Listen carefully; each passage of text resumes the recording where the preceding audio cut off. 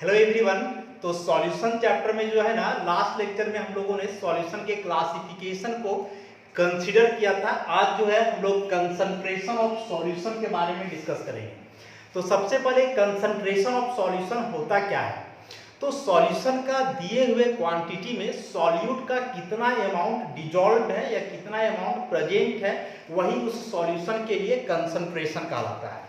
क्या बताया मैंने कि the amount of A solute dissolved in the given quantity of solution is called it's concentration. कि किसी भी सॉल्यूशन का दिए हुए क्वांटिटी में सॉल्यूट का कितना अमाउंट डिजॉल्व्ड है, वही उस सॉल्यूशन के लिए कंसंट्रेशन कहलाता है। तो सॉल्यूशन का जो कंसंट्रेशन है ना, इसको हम लोग दो तरीके से एक्सप्रेस करते हैं, एक क्वालिटेटिव और दूसरा क्वांटिटेटिव। ऐसा तो जो सॉल्यूशन का कंसंट्रेशन है, इसका एक्सप्लेनेशन आप क्वालिटेटिव भी कर सकते हो और क्वांटिटेटिव भी कर सकते हो। मतलब क्वालिटी के आधार पे और क्वांटिटी के आधार पे, दोनों के आधार पे आप क्लासिफिकेशन इसका कर सकते हो।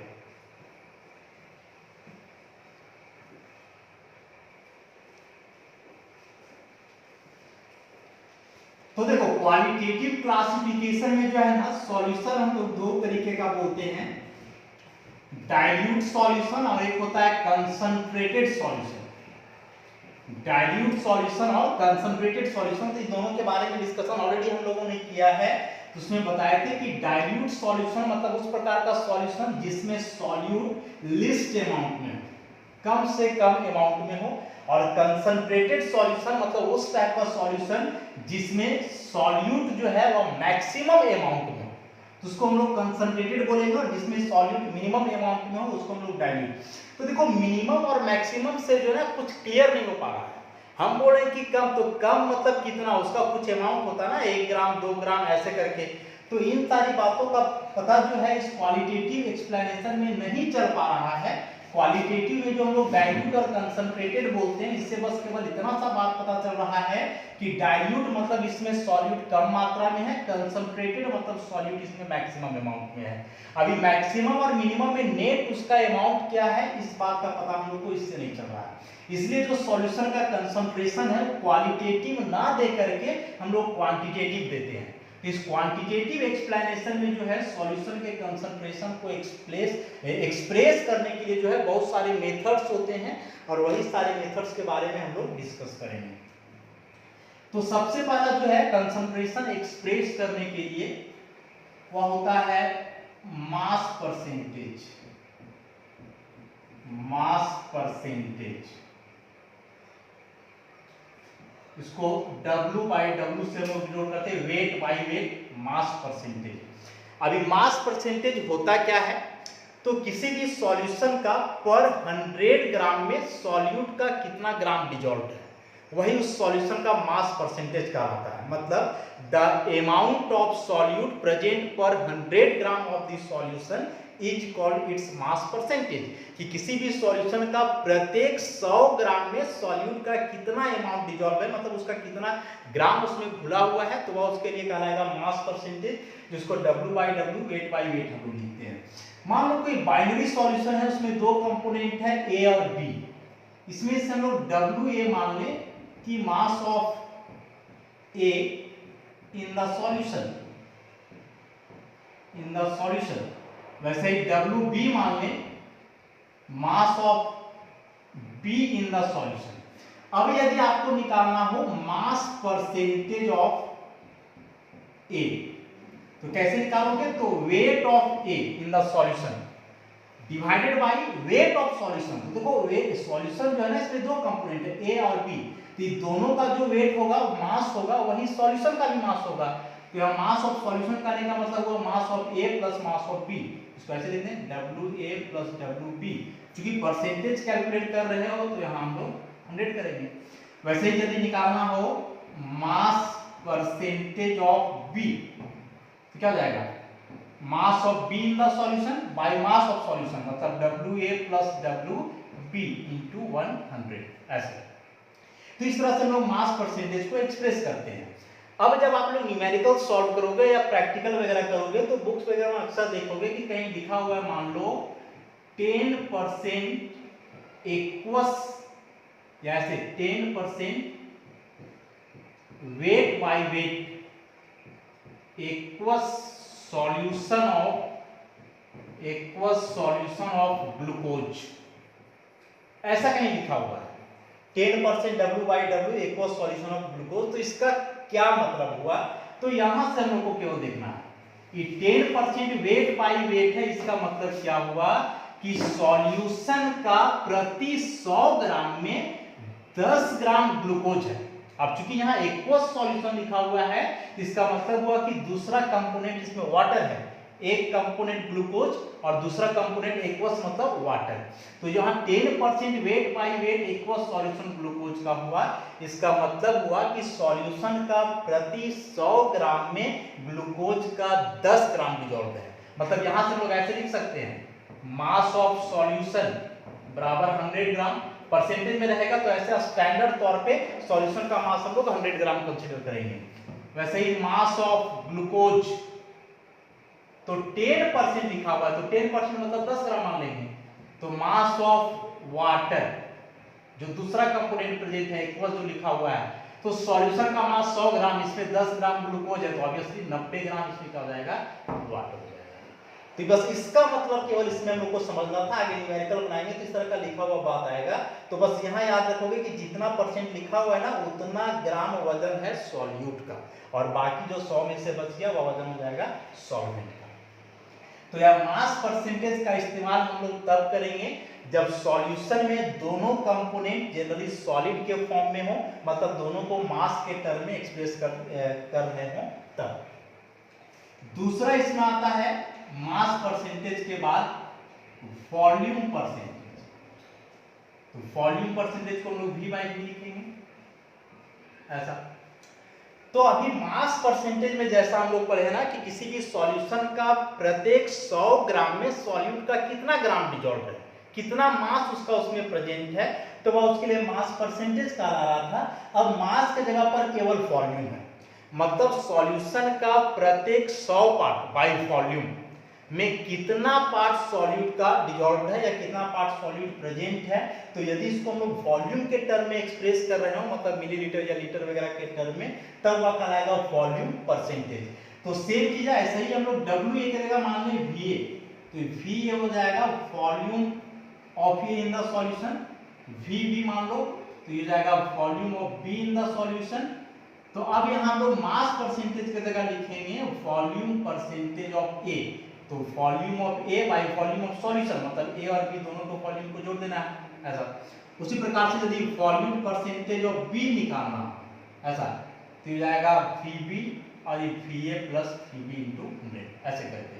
तो मास और वॉल्यूम परसेंटेज सेम ही बात है, बस यदि मास के टर्म में अमाउंट पता है तो मास परसेंटेज का इस्तेमाल करेंगे, और यदि वॉल्यूम के टर्म में पता है, मतलब ml वगैरह के टर्म में हम लोग को पता है, तब फिर वॉल्यूम परसेंटेज का इस्तेमाल करेंगे।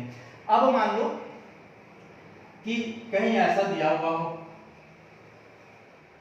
25% V by V equals solution of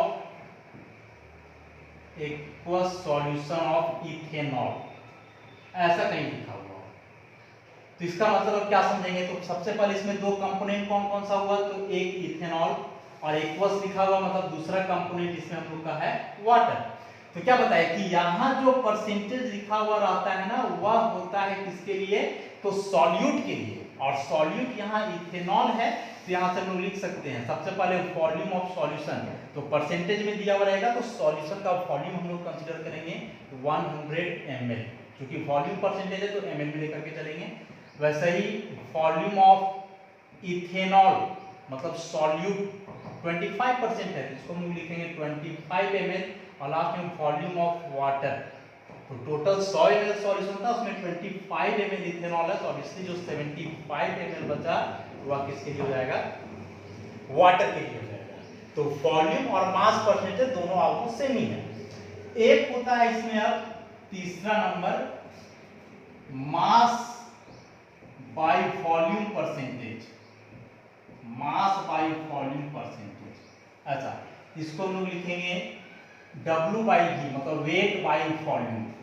तो इसका इस्तेमाल अब कब करेंगे, फॉर्मूला सेम ही रहने वाला है सब में, जब सॉल्यूट सॉलिड हो, मतलब उसको ग्राम में एक्सप्रेस कर रहे हो, और जब सॉल्वेंट लिक्विड के फॉर्म में हो, मतलब उसका वॉल्यूम बता रहे हो ml वगैरह में, तब हम लोग इसका इस्तेमाल करेंगे। डेफिनेशन सेम हो जाएगा कि सॉल्यूशन का प्रत्येक 100 पार्ट बाय वॉल्यूम में कितना ग्राम सॉल्यूट डिजॉल्व है, तो वह उसका कहलाएगा मास by volume percentage weight by volume.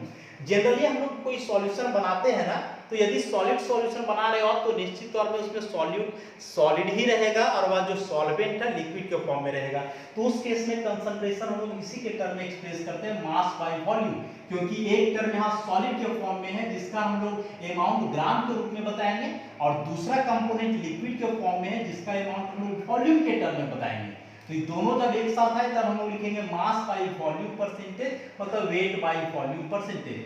Formula same रहने वाला है। इसमें से मान लो कि ए और बी में मान लेते हैं कि ए है सॉल्यूट और बी है आपका सॉल्वेंट। सॉल्वेंट लिक्विड के फॉर्म में है और सॉल्यूट मान लो कि सॉलिड के फॉर्म में है, तो यहाँ W ए लिखना होगा, mass of A in the solution, और ये बी रहेगा, volume of be in the solution. इसके बाद यदि यहाँ से हम निकालेंगे वेट बाय, ऐसे करके mass by volume percentage, sorry W by V लिखो ऐसे, तो यहाँ क्या जाएगा MA कर दो या WA, उसी प्रकार से यहाँ WB नहीं, अब चूंकि B यहाँ जो है लिक्विड के फॉर्म में है, B लिखे हैं इसके लिए यहाँ VB हो जाएगा, और WA बाय WB तो यहाँ हो जाएगा WA प्लस V, ऐसे करके लिखा। तो ये जो तीन हम लोग पढ़े ना, मास परसेंटेज, वॉल्यूम परसेंटेज और वेट बाय वॉल्यूम परसेंटेज, तीनों ऑलमोस्ट एक ही जैसा है, बस यहाँ ही परसेंटेज का मतलब याद रखोगे कि जो परसेंटेज रहता है वह उतना ग्राम या उतना ml होगा डायरेक्ट किसके लिए, सॉल्यूट के लिए, और बाकी जो बचेगा वह होगा सॉल्वेंट के लिए। और सॉल्यूशन का उस केस में अमाउंट 100 लेना है, वॉल्यूम है तो 100 ml और मास है तो 100 ग्राम। अब इसमें से एक और है, जैसे मास परसेंटेज देखे, वॉल्यूम परसेंटेज देखे, मास बाय वॉल्यूम परसेंटेज देखे, तो चौथा नंबर इसमें होता है पार्ट्स पर मिलियन। पार्ट्स पर मिलियन, शॉर्ट में इसको ppm लिखा जाता है। यहीं से इसका डेफिनेशन देखो, मिलियन का मतलब क्या होता है, तो मिलियन का मतलब होता है 10 लाख, 10 lakhs मतलब 10 का पावर 6 ऐसा। तो जैसे परसेंटेज होता है ना, तो ये परसेंट, सेंट का मतलब हुआ सेंचुरी, सेंचुरी मतलब 100 है, तो प्रत्येक 100 पार्ट में कितना पार्ट रहेगा सॉल्यूट का, तो कह रहा है परसेंटेज, मतलब पर सेंचुरी पार्ट ऑफ सॉल्यूशन में कितना पार्ट सॉल्यूट का है। तो यहाँ पे पर मिलियन मतलब सॉल्यूशन का, पर मिलियन मतलब पर 10 लाख पार्ट में सॉल्यूट का कितना पार्ट डिसॉल्व है। अभी पार्ट यहाँ आप ml में ले सकते हो, ग्राम में ले सकते हो, जैसे चाहो वैसे ले सकते हो, लेकिन पार्ट्स पर मिलियन का डेफिनेशन यही हो गया कि सॉल्यूशन का प्रत्येक मिलियन पार्ट में सॉल्यूट का कितना पार्ट प्रेजेंट है, सॉल्यूट का कितना अमाउंट उसमें डिसॉल्व है। तो जैसे परसेंटेज के टर्म में हम लोग वहां 100 से मल्टीप्लाई करते थे, यदि यहाँ फॉर्मूला लिखोगे पार्ट्स पर मिलियन का, तो क्या हो जाएगा, amount of solute bye amount of solution. Percentage निकालते थे ना, तो यहाँ 100 से मल्टीप्लाई करते थे, हम लोग पर मिलियन निकाल रहे हैं तो मिलियन से मल्टीप्लाई करना होगा, 10 to the power 6।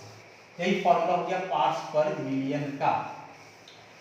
एक नॉर्मल जो ऑब्जर्वेशन है कि जो ड्रिंकिंग वाटर होता है ना, सप्लाई वाला ड्रिंकिंग वाटर जो आता है, तो उस ड्रिंकिंग वाटर का पर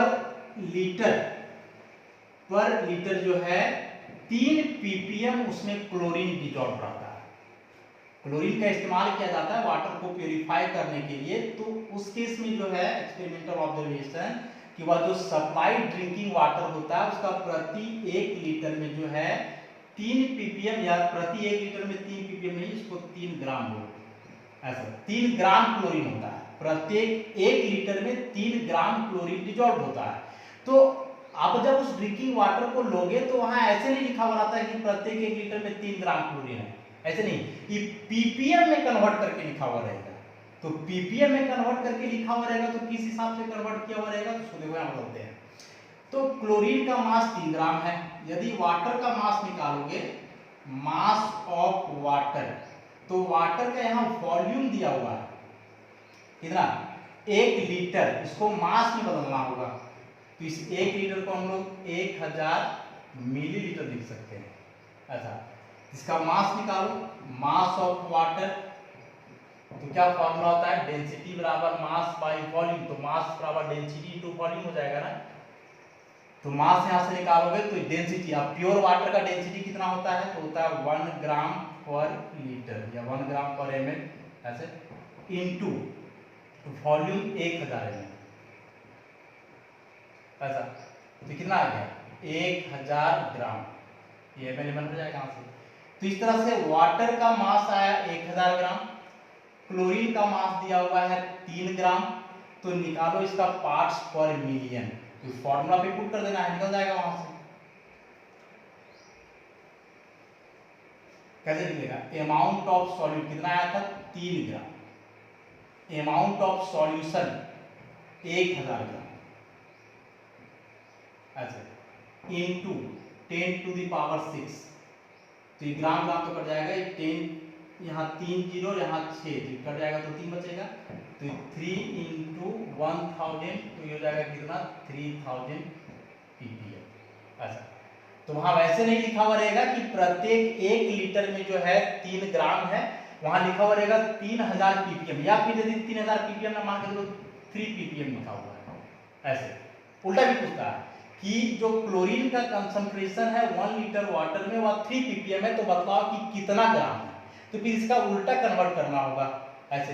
तो 3 ppm लोगे तो यहाँ इसका जो ग्राम में आ जाएगा कितना आ जाएगा, 3 × 10 टू द पावर -3 ग्राम आएगा। सॉल्व करोगे इसका उल्टा, तो कहने का मतलब कि जो पार्ट्स पर मिलियन है ना, इसका इस्तेमाल हम लोग तब करेंगे जब सॉल्यूट बहुत कम मात्रा में प्रेजेंट हो, वेरी माइन्यूट अमाउंट। जैसे एयर में पॉल्यूशन होता है, नाइट्रोजन डाइऑक्साइड है, सल्फर डाइऑक्साइड है, ये सभी पॉल्यूटेंट होते हैं, तो उनका कंसंट्रेशन कितना है, तो उस सबको एक्सप्रेस करने के लिए पीपीएम वहां इस्तेमाल किया जाता है। तो पीपीएम का इस्तेमाल हम लोग तभी करेंगे जब सॉल्यूट वेरी माइन्यूट अमाउंट में प्रेजेंट हो, बहुत कम मात्रा में प्रेजेंट हो तब। तो ये सभी कुछ बेसिक से थे, मास परसेंटेज, वॉल्यूम परसेंटेज, उसके बाद मास बाई वॉल्यूम परसेंटेज, और एक ही पार्ट्स पर मिलियन, ऐसे ही पार्ट्स पर गैलन होता है, पार्ट्स पर बिलियन होता है, लेकिन उन सबों का इस्तेमाल हम लोग नहीं करते हैं। जो मोस्ट कॉमन जनरली इस्तेमाल किया जाता है उस सब के बारे में डिस्कशन किए। अब कुछ इंपॉर्टेंट मेथड्स हैं कंसंट्रेशन एक्सप्रेस करने के लिए। देखो अगला इसमें इंपॉर्टेंट मेथड है मोलैरिटी। इसको कैपिटल M से दिखलाया जाता है। मोलैरिटी होता क्या है, पहले भी इसको आप लोग पढ़ चुके हुए क्लास 11th में भी। तो मोलैरिटी का जो डेफिनेशन हम लोग जानते हैं कि the number of moles of solute dissolved per litre of the solution is called its molarity, कि किसी भी सॉल्यूशन का प्रति 1 लीटर में सॉल्यूट का कितना नंबर ऑफ मोल्स डिजॉल्व्ड है, वही उस सॉल्यूशन के लिए मोलैरिटी कहलाता है। तो यदि मोलैरिटी का फॉर्मूला लिखना चाहोगे, मोलैरिटी इक्वल टू, तो फॉर्मूला में क्या हो जाएगा, number of moles of solute by volume of solution, किसमें, इन लीटर में। डेफिनेशन में जो है कि प्रति 1 लीटर में सॉल्यूट का जितना नंबर ऑफ मोल्स डिजॉल्व रहता है वही कहलाता है उसका वॉल्यूम। अब इस लीटर को यदि मिलीलीटर में एक्सप्रेस करना चाहोगे, मिलीलीटर में यदि इसका एक्सप्रेस करना चाहोगे, तो number of moles of solute by volume of solution, किसमें, यदि मिलीलीटर में दिया हुआ हो तब। तो मिलीलीटर को लीटर में कन्वर्ट करने के लिए क्या करते हैं, 1000 से डिवाइड करते हैं। ऐसा अभी 1000 यहां डिवाइड कर दिए तो अभी मिलीलीटर में नहीं रहा, मिलीलीटर में दिया हुआ है, लेकिन अब यहाँ 1000 से डिवाइड करने पर बदल गया किसमें, लीटर में। तो अभी 1000 जाकर के यहाँ डिवाइड हो जाएगा, मतलब मल्टीप्लाई हो जाएगा ऊपर जाकर। ऐसा तो ये फॉर्मूला हुआ मोलैरिटी का, number of moles of solute by volume of solution in litre, और यदि मिलीलीटर में दिया हुआ है तो 1000 से मल्टीप्लाई कर देंगे तो फिर भी वो बदल जाएगा किसमें, लीटर में बदल जाएगा। मोलैरिटी को डिनोट हम लोग करेंगे कैपिटल M से। अब बात करें कि मोलैरिटी का यूनिट क्या होता है, तो फॉर्मूला से यूनिट हम लोग निकालेंगे, number of moles of solute, तो नंबर ऑफ मोल्स का यूनिट होता है मोल। वॉल्यूम, तो वॉल्यूम को यहाँ लीटर में एक्सप्रेस करना है तो क्या यूनिट हो गया, मोल पर लीटर, या फिर लीटर को डेसीमीटर क्यूब भी लिखा जाता है, 1 लीटर बराबर 1 डेसीमीटर क्यूब, तो इसको आप ऐसे भी लिख सकते हो मोल पर डेसीमीटर क्यूब। अच्छा, कभी कभी ऐसे भी आता है कि एग्जामिनेशन में जो क्वेश्चन आएगा उसमें लीटर ना दे करके डेसीमीटर क्यूब दिया हुआ रहेगा, या फिर मीटर क्यूब, तो कन्वर्ट करने के लिए आना चाहिए तब, तो मोल पर लीटर या फिर मोल पर डेसीमीटर क्यूब। तो यह हो गया यूनिट किसका, मोलैरिटी का। तो डेफिनेशन और यूनिट, ये दो चीज हम लोग देख लिए। अब इसमें से जो है ना, एक ये जो नंबर ऑफ मोल्स है, इस नंबर ऑफ मोल निकालने का भी फॉर्मूला होता है। नंबर ऑफ मोल्स कैसे निकालेंगे, इसका फॉर्मूला होता है given mass by molar mass. जो दिया हुआ मास है सब्सटेंस का, उसके फॉर्मूला से जो मास होगा मोलर मास, तो given mass by molar mass से निकल जाएगा नंबर ऑफ मोल्स, वॉल्यूम पता रहेगा तो डायरेक्ट हम लोग यहां से मोलैरिटी कैलकुलेट कर सकते हैं। अब कुछ स्टैंडर्ड डेफिनेशन आते हैं मोलैरिटी से रिलेटेड। अब ये डेफिनेशन क्या है, तो डेफिनेशन में जैसे आएगा मोलर सॉल्यूशन, मोलर सॉल्यूशन, इसको 1 मोलर सॉल्यूशन भी लिखते हैं ऐसा, मोलर सॉल्यूशन। तो ये मोलर सॉल्यूशन क्या होता है, तो देखो मोलैरिटी का जो अभी डेफिनेशन बताया ना कि प्रति 1 लीटर में जितना नंबर ऑफ मोल सॉल्यूशन का सॉल्यूट का डिसॉल्व है वह उसका कहलाएगा मोलैरिटी। अब यदि सॉल्यूशन का प्रति 1 लीटर में सॉल्यूट का 1 ही मोल डिसॉल्व है तो फिर वैसे सॉल्यूशन को हम लोग बोलेंगे 1 molar solution. So the solution containing 1 mole of solute पर लीटर, वैसा सॉल्यूशन जिसमें प्रति 1 लीटर में सॉल्यूट का 1 मोल डिसॉल्व्ड हो तो वैसे सॉल्यूशन को 1 मोलर सॉल्यूशन बोलेंगे। यही देख लो 1m सॉल्यूशन लिखा हुआ है, तो इस m का मतलब हुआ मोलैरिटी, और मोलैरिटी मतलब मोल पर लीटर, ऐसे लिखेंगे 1 मोल पर लीटर। तो ये पर लीटर जो है वो तो हुआ सॉल्यूशन का वॉल्यूम 1 लीटर, लेकिन यहाँ जो 1 मोल है ये हुआ किसके लिए, सॉल्यूट के लिए, number of mole of solute ऐसा। तो सॉल्यूशन का प्रति 1 लीटर में सॉल्यूट का 1 मोल प्रेजेंट हो तो वैसे सॉल्यूशन को 1 मोलर सॉल्यूशन या सिंपली मोलर सॉल्यूशन भी बोला जाता है। उसी प्रकार से रहता है सेमी मोलर सॉल्यूशन, तो सेमी का मतलब आधा, मोलर सॉल्यूशन मतलब 1 है, सेमी मोलर मतलब यहां से जाएगा 1/2 या इसी को हम लोग लिखते हैं m/2, या इसी को लिख सकते हैं 0.5, ऐसे लिख सकते हो। तो सेम चीज है, यहाँ 1m था अब यहाँ हो गया m/2 या फिर 0.5, तो इस बार ऐसे हो जाएगा 0.5 मोल पर लीटर, मतलब इस बार number of mole of solute कितना आ गया 0.5। वैसे ही सेमी मोलर के बाद होता है डेसी मोलर सॉल्यूशन, तो डेसी मोलर सॉल्यूशन में यहाँ रहेगा m/10 ऐसा। तो m/10 का मतलब समझना है कि यदि कहीं लिखा हुआ है m/10 सॉल्यूशन तो इस m/10 का मतलब क्या हुआ, तो m/10 इधर लिख लो ऐसा।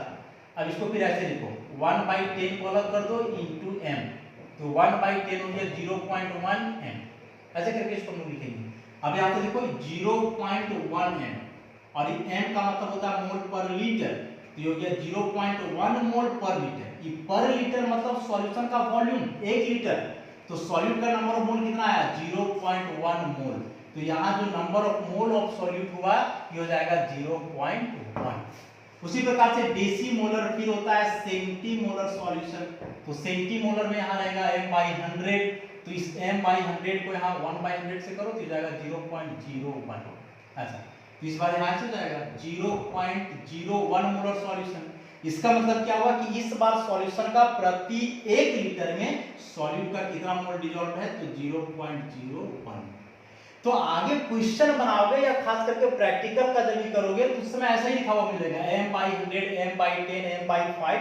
तो वहां देख करके बनाना नहीं है कि क्या है, ये देखना है कि यह मतलब मोलैरिटी, इसको डिवाइड कर दो तो नंबर ऑफ मोल्स या फिर वॉल्यूम वगैरह सॉल्यूशन का इससे पता चल जाता है। एक लास्ट इसमें हम लोग देखें टेम्परेचर का क्या प्रभाव पड़ता है मोलैरिटी पे, इफेक्ट ऑफ टेम्परेचर। तो देखो मोलैरिटी का जो डेफिनेशन अभी हम लोग पढ़े ना, तो मोलैरिटी का डेफिनेशन क्या था, number of moles of solute by volume of solution, ऐसा। अब नंबर ऑफ मोल्स का मतलब हुआ given mass by molar mass, और ये वॉल्यूम तो वैसे ही रह जाएगा।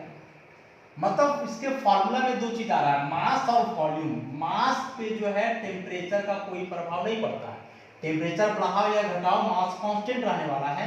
लेकिन वॉल्यूम जो है टेम्परेचर पे डिपेंड करता है, और ये टेम्परेचर का डायरेक्टली प्रोपोर्शनल होता है। यदि आप सॉल्यूशन का टेम्परेचर बढ़ा रहे हो तो टेम्परेचर बढ़ाने से उसका वॉल्यूम बढ़ेगा, और जब वॉल्यूम बढ़ेगा तो मोलैरिटी घटेगा, क्योंकि मोलैरिटी वॉल्यूम का इनवर्सली प्रोपोर्शनल है। इसको ऐसे लिख सकते हो, कैपिटल M मोलैरिटी जो कि इनवर्सली प्रोपोर्शनल है किसका, वॉल्यूम का, ऐसे। और वॉल्यूम जो है डायरेक्टली प्रोपोर्शनल है टेम्परेचर का, तो ये दोनों को कंबाइन कर दो तो molarity is inversely proportional to temperature. मतलब यदि किसी सॉल्यूशन का आप टेम्परेचर बढ़ाते हो तो मोलैरिटी घटेगा। क्यों घटेगा, क्योंकि वॉल्यूम उसका बढ़ जाएगा। तो बहुत इंपॉर्टेंट है, टेम्परेचर का इफेक्ट जो है मोलैरिटी पे पूछता है, या ऐसे भी पूछा जाएगा कि मान लो 10 डिग्री सेल्सियस और 20 डिग्री सेल्सियस दो टेम्परेचर रेंज दिया हुआ, बताओ कि दोनों में किस टेम्परेचर पर किसी पर्टिकुलर सॉल्यूशन का मोलैरिटी अधिक होगा। तो मोलैरिटी अधिक पूछ रहा है, इसका मतलब टेम्परेचर कम होना चाहिए, ऑब्वियसली 10 डिग्री सेल्सियस। इसका मतलब हुआ कि सेम सॉल्यूशन का मोलैरिटी जो है अलग अलग हो सकता है अलग अलग टेम्परेचर पे, इसलिए हम लोग नहीं बोल सकते हैं कि किसी भी सॉल्यूशन का मोलैरिटी फिक्स्ड होता है, क्योंकि टेम्परेचर फिक्स नहीं है, थोड़ा बहुत वैरी करता है, तो मोलैरिटी भी वैरी कर सकता है। तो आज मोलैरिटी को जो है काफी डिटेल में हम लोगों ने देखा। नेक्स्ट क्लास में इसका कुछ न्यूमेरिकल और आगे के जो कंसंट्रेशन मेथड्स हैं उनके बारे में डिस्कस करेंगे।